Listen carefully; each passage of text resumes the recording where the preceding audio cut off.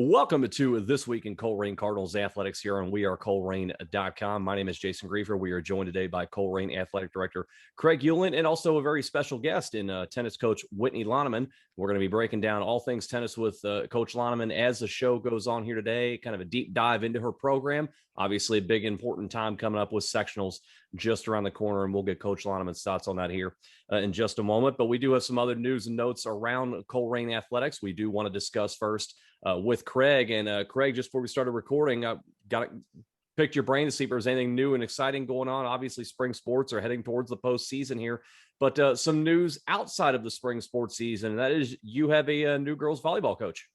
Yes, that's correct. We're very excited to announce Andrew Neighbor is our new girls volleyball coach. He'll be board approved next Monday night. Very excited about Andrew, and we're excited to see what he can do with the program. He's a veteran club and high school coach in the area, a lot of experience. And what's awesome about Andrew is not just the experience, but the passion that he has for the sport of volleyball. And he's got experience not just coaching girls, also coaching boys. So we're excited to have Andrew on board next fall. And we'll be keeping tabs on that to see how that development goes as things go along throughout the summer. As I said, plenty of time to set the tone going into the fall season for sure. Let's jump in and talk about your spring sports, though. And let's start off with track and field, as they've got a pretty big event coming up this week as well in the GMC Championships a little bit later on in the week here. We had the coaches on a couple of weeks ago, kind of recapping how the season has gone at that point. Since that point there, have you been able to talk to the coaches, kind of get their thoughts on the training, how that's been going on, and ultimately their expectations for the GMCs? Yeah, I mean, they obviously got a big week this week, and they've had a lot of success early on in the season with especially their sprinters. They've been very successful. We got some individuals in the 100 and the 200 that are doing very well. We also have our relays, our 100, 200 relays are doing very well. And we got some kids that are doing well in the field events. And so they're looking for a good showing this week at GMCs. Talking to our coach yesterday, she feels very confident in the boys. They got a lot of depth. There's a chance for them maybe to be in the top 3 in the league at the end of the GMC meet. And we also have high expectations for the girls. They don't have the same depth that the boys do, but we expect them to have a good showing as well. And it was very exciting last week at the Best of the West meet. Our girls 4x1 relay broke the school record. Broke the record by about 12 tenths of a point, or 12 100ths of a point, sorry. And so they're looking forward to this week, and I'm excited to see how they do Friday. It's been a couple years since we've had, a lot of success in the GMC, and the GMC is very competitive. So it doesn't come easy. So they've obviously been putting in a lot of hard work this season. And, once again, we got 2 first-year head coaches that are doing a good job. So excited about this week. If you're going to break school records at the end of the regular season going into the postseason, it's a pretty good time to start doing it. So hopefully that bodes well for them in the GMCs there. Let's move on to the Diamond. Let's talk about your baseball team, as they still have some work to do to close the regular season. I've got 3 games scheduled coming up this week: Franklin, Oak Hills, and a road trip to Milford coming up here. And you look at the way also the postseason is drawn up. We now know the draw for the postseason as well. You've got the 22 seed there. You're going to get Western Hills in round 1 next Tuesday. Get by that one, you got a potential second round matchup with Elder waiting there. You look back to the way things gone. You played Western Hills once already in the year, about a month ago, beat them 10-0. So that bodes well. What did you and the coaches make of the draw? And going back to that first Western game, how much better do they feel like they are now? I think they feel pretty good about the draw. I was looking at it over the weekend and talked to my coach actually this morning. There's not one team in Cincinnati that has been like leaps and bounds ahead of everybody else. That's been like very, very dominant. So, they feel good about the draw. They wanted to, be in a position where they could win a first round game, get a little momentum going into the second round. And they can get past Western Hills. They'll have Elder in the second round, and they feel confident about playing Elder. And I think the rest of the teams in their section, they should be very competitive. And I think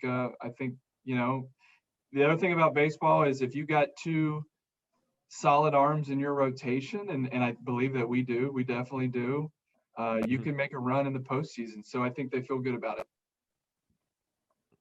Over on the softball side of things, they're already in the postseason. They took care of Western Hills in the opener on Monday by a final score of 14-0. So a very, very good showing for your team there, coming off of a bit of a tough stretch to close the regular season in the always difficult GMC. Lydia Sparks hits a home run while only allowing one hit on the mound. So really a complete team performance in this one. That's what you always want in the postseason. And then I'm sure that's what Coach Loneman wants from her team, and we'll talk about that here in just a moment. But you can take care of Western Hills in round one, and your reward for winning that is number 1 Lakota West waiting in round 2. And of course, you just played them on Saturday. Things didn't go your way. You wind up losing that one pretty handily there.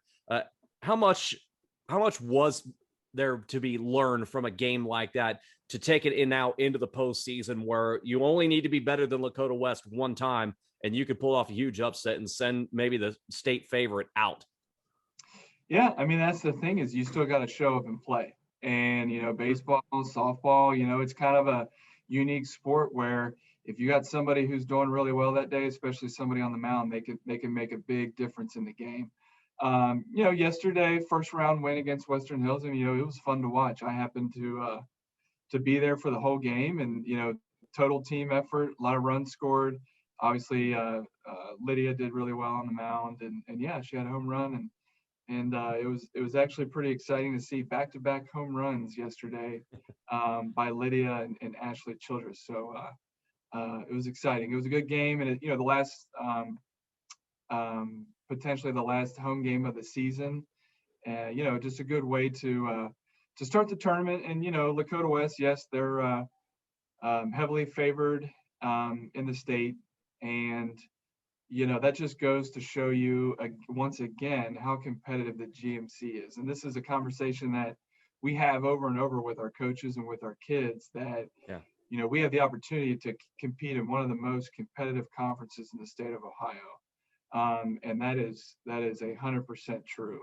And you got teams like Lakota West, Mason, speaking specifically about softball, and Oak Hills, Mason, Lakota West, 3 really, really good teams. And I think our girls, while they're facing some difficult teams, they get the opportunity to play at the highest level. So excited for their win yesterday and see what they can do tomorrow at Lakota West. Let's bring in our special guest here, tennis coach Whitney Loneman. Coach, we certainly appreciate your time and joining us here today to talk about your team. I just want to follow up with you, first of all, your thoughts on Craig's analysis of just the GMC in general. You know it as well as anybody, how difficult this league is. Obviously, Mason and Sycamore have been unbelievable on the courts all year long, and it just never seems to be a day off, no matter the sport. Do you experience that on the courts as well? Yeah, definitely.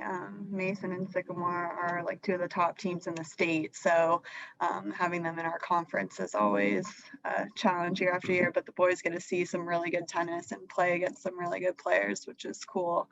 And then really all of the teams are solid all the way through. Lakota West has a really good player this year. East and Fairfield and Oak Hills, they're always good. So yeah, and you've got some talent there as well. Obviously, Jacob Zielinski has had a fine season in first singles, was just GMC Athlete of the Week just recently, a couple of weeks ago. What do you make of his season, the way he's progressed in this league, and ultimately, how ready do you feel like he is heading into the sectional this week? Yeah, Jacob's had a great season. Like, he plays number 1 for us, so he sees the best of the best of every school. And he's pulled out some really good wins this year, so I'm really proud of him. He has stayed tough, stayed strong, like I said, against playing some of these top players. Like, they play all the time, and they're just really, really good. So he's, like I said, hung in there, and had, like, coaches have commented on him. He actually did get awarded from the GCTCA with a distinguished player out of D1. So that was really cool that other coaches have recognized him this year. So moving into sectionals, I don't actually know for sure who he's playing yet because a first round match has to happen, but he'll either be playing someone from Oak Hills or Talawanda. So excited to see how that goes for him on Thursday. How did you feel the draw broke for him when it was announced there? Do you feel like he has an opportunity to make a deep run? And who knows if the ball bounces the right way, even get out of the sectional? Yeah, I mean, you never know what can happen in tennis. It's like any other sport, like it can be anyone's day, anytime. Uh, his draw specifically, he would end up seeing the third seed, like would have to beat the third seed in the tournament to get out of the sectional. But like you said, you just never know. It could be anyone's day. When you head into a postseason turn like this now, and it's single elimination, win and you move on, lose and you're done.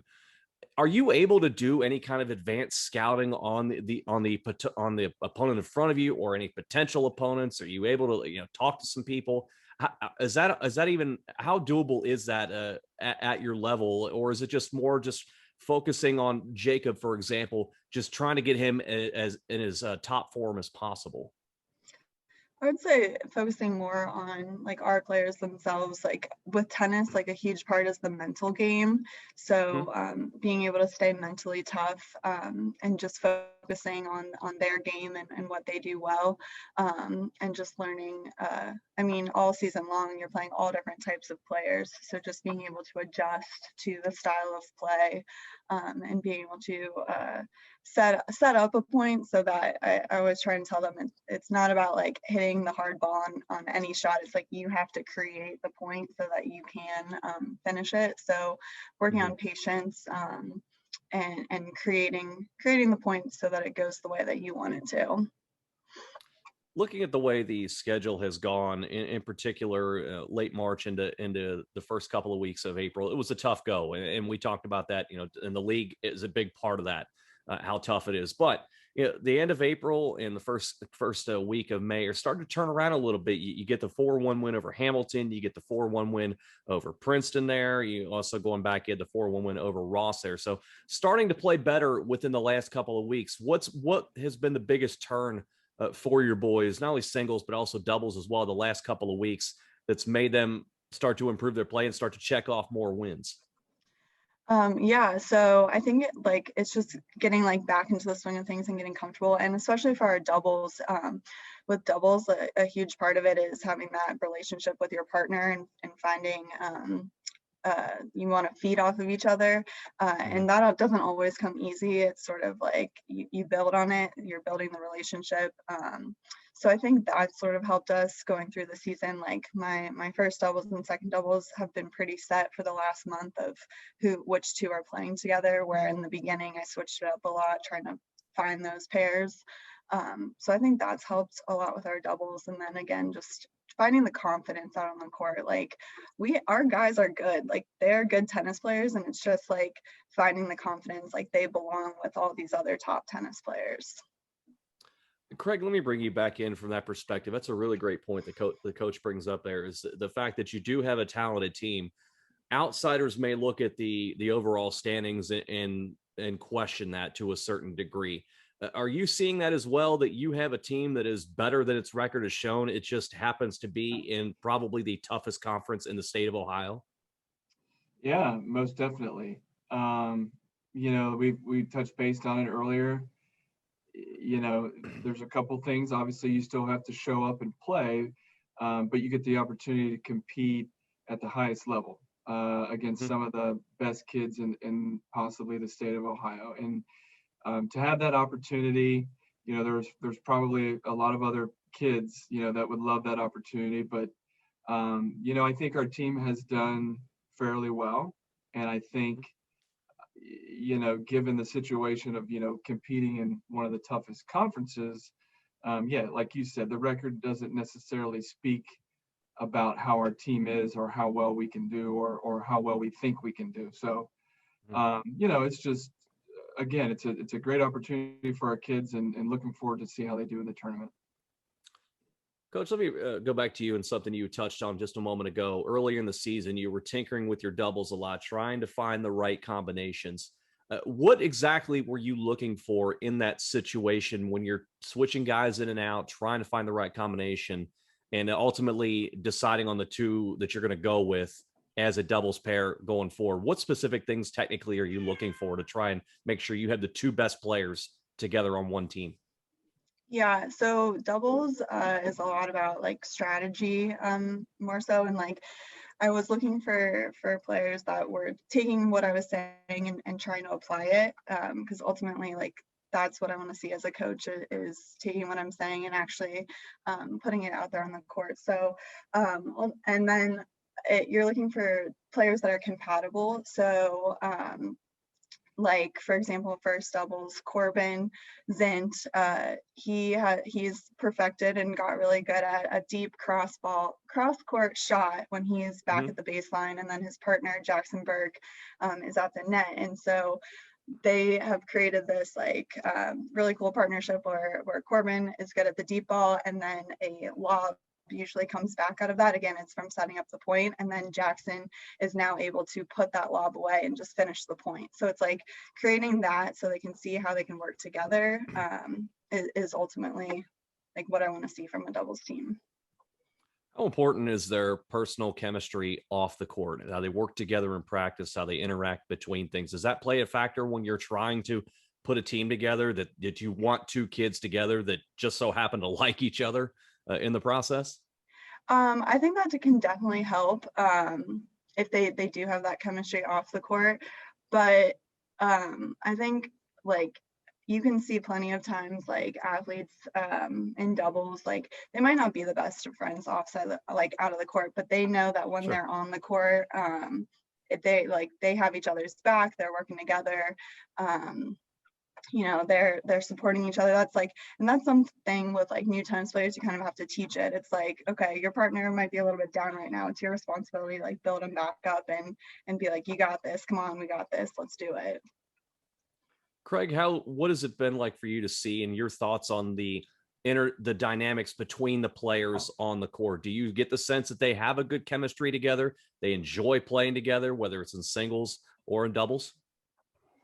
Well, I think, you know, this season with not having a season last year, and Whitney's done a really good job in her first true season as head coach. I think the atmosphere in the program is very positive, and I think the boys enjoy being there and want to compete and want to be a part of the program. And when we brought Whitney on board 2 years ago, 2 seasons ago, even though we didn't have a season last year, one of the things is, when you're hiring a new coach is, you're looking for someone who can kind of create that culture where kids want to be a part of and kids want to play tennis. So that's what I'm most looking forward to watching, down the road with the tennis program.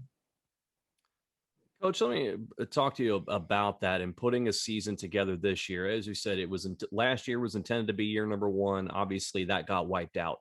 When it started to be apparent to you, maybe going back to the fall and into the winter time, that we were going to have a spring sports season in some capacity, how did you go about getting the program going in the off season? Did you sort of ease your way in with the kids and kind of a feeling out process, or were you full bore instituting a full program from day one? I'd say this year was a little bit harder, and we did more so ease into it. Like for getting ready for last year, we did a lot more conditioning and like got the boys out starting in January, February, and like just did stuff like ball skill stuff in like the hallways, when it's too cold.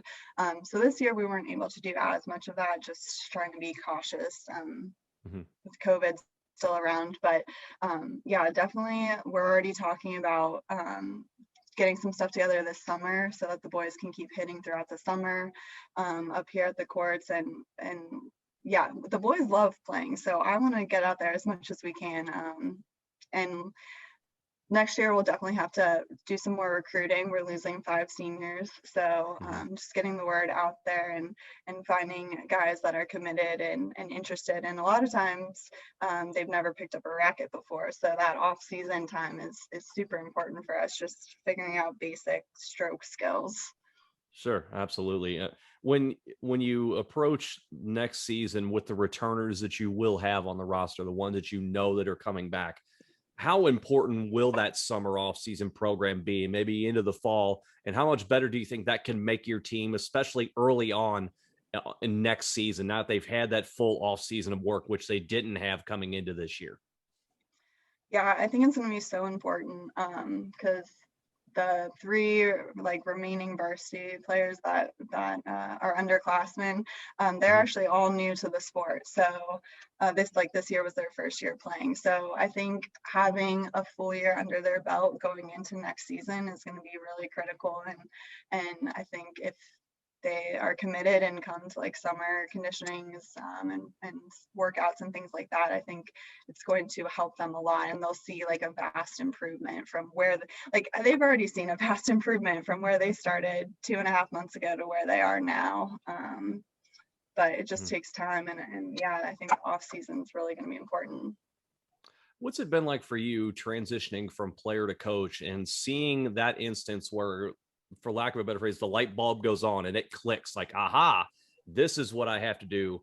I can do this way with my forehand, my backhand, the serve, whatever the case may be. And all of a sudden, you start seeing the face light up and the confidence grow. How has that been for you as a coach?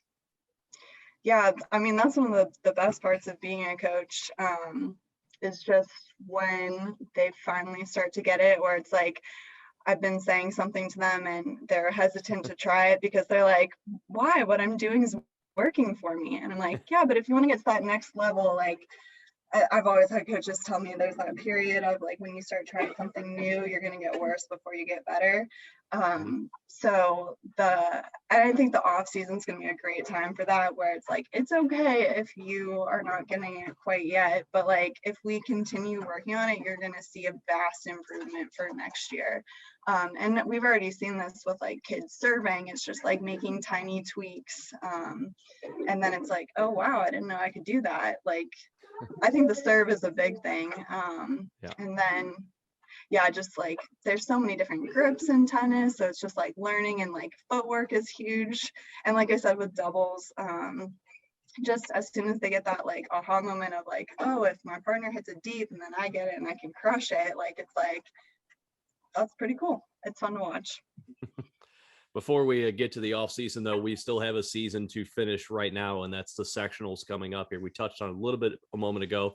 Let's go a little bit more in depth with it. Craig, let me get your thoughts on this first of all. Looking at the draw and also talking to Coach Lonneman, kind of seeing how things have played out really over the last couple of weeks with this improved play.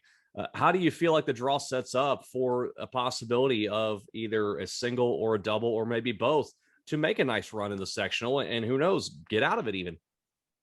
Yeah, hopefully, after Thursday, they'll have a, pretty good feeling of where they stand and how well they can do. Um, I think the GMC tournament kind of gives us that experience going into the sectional tournament where we kind of know where we stand. We know what we need to work on the week leading up to sectionals, and Hmm. excited to see what they do Thursday. Coach, from your perspective, when you saw the draw initially and then maybe starting to now to analyze it more, break it down a little bit more, do you look at one side or the other with singles and doubles and saying, okay, maybe our single side has a better chance to advance, or maybe our double side has a better chance to advance? Are you looking at it from that perspective, or do you feel like you've got opportunities on both sides to get some people through? I think both sides, depending on like how they go into it with their confidence level, and like I know the skill is there and it's just a matter of like believing that they can.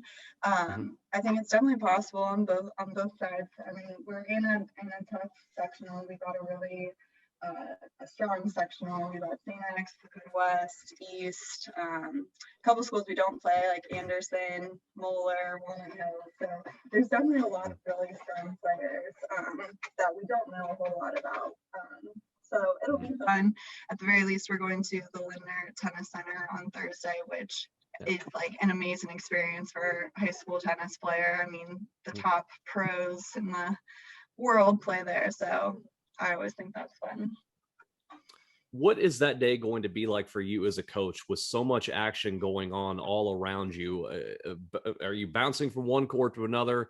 Do you perhaps go to a game, to a match where you're looking at maybe a future opponent? How is that going to work for you logistically? Yeah, it's a crazy morning for sure, especially if all of your kids go on at once. There's like 16, there might be even more than 16 courts over at the Linder Center, and they're all pretty spaced apart. So it's a matter of like going around checking in with all of the kids. I like to stay for at least 2 games, so if they got the changeover, I can talk to them and see what's going on, and just sort of play it by ear that way to figure out like, all right, who's doing okay, who maybe needs a little bit more encouragement, support for the match. But yeah, it's definitely a crazy time. Luckily, my assistant coach, Brian Starman, will be there, and he's definitely been a big help this year.